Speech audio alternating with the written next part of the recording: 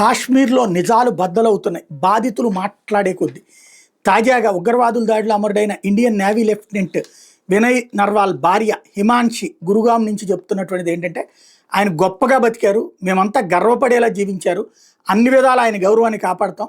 ఉగ్రవాదులు కాల్పులు జరిపాక కూడా ఆయన కొద్దిసేపు బతికే ఉన్నారు, కానీ కాపాడేందుకు ఎవ్వరూ ముందుకు రాలేదు. ఇది ప్రధానమైన నిజం. అక్కడ అందరూ సహకరించారని చెప్తున్నారు కదా. అక్కడ సహకరించిన వాళ్ళు ఉన్నారు, మోసం చేసిన వాళ్ళు ఉన్నారు. ఆయన చంపిన వాళ్ళు బతకూడదు, ఆ ఉగ్రవాదుల్ని వదలకూడదు.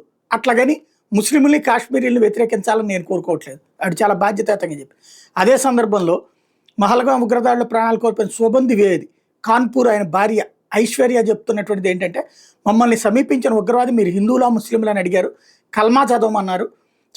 మేము హిందువులు అని చెప్తుండగానే శుభలని కాల్చేశాడు. దాదాపు 45 నిమిషాలు కాల్పులు జరిగినాయి. మమ్మల్ని కాపాడడానికి ఒక్కడు కూడా ముందుకు రాలేదు. ఎవ్వరూ కాపాడరని ఉగ్రవాదులకు ముందే తెలుసు.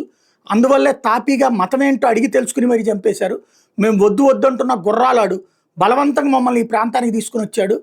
టెర్రరిస్టులకి స్థానికులు సహాయపడ్డారు. మేము ముస్లింలు అయి ఉంటే బతికేవాళ్ళం, హిందువులం కాబట్టి చంపేశారు. ఇది ఆమె బాధ.